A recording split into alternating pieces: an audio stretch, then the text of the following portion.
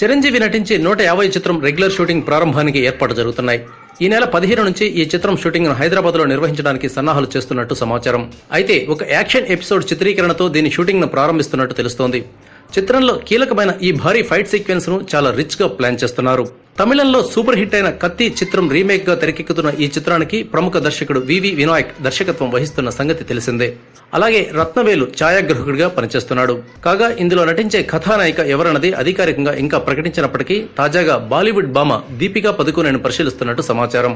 కొన్నేళ్ల విరామం తర్వాత చిరంజీవి నటిస్తున్న చిత్రం కావడంతో దీనిపై అటు ప్రేక్షకుల్లోనే కాకుండా ఇటు ట్రేడ్ వర్గాల్లో కూడా ఎంతో క్రేజ్ ఏర్పడింది.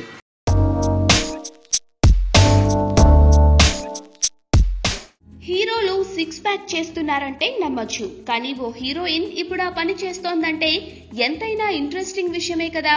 హాలీవుడ్ కి వెళ్ళాక దీపికకి ఆలోచన వచ్చిందని బాలీవుడ్ వర్గాలు చెబుతున్నాయి. సన్నగా నాజూగ్గా కనిపిస్తూ తెరపై ఎక్స్ప్రెషన్లతో కిల్ చేసే దీపిక ఇప్పుడు గంటల తరబడి జిమ్ముల్లో గడుపుతోంది. ఎడాపెడా కసరత్తులు చేస్తోంది. ఎందుకబ్బా ఇంత కష్టమని ఆరా తీస్తే దీపిక 6 ప్యాక్ కోసం ప్రయత్నాలు చేస్తోందన్న విషయం వెలుగులోకి వచ్చింది.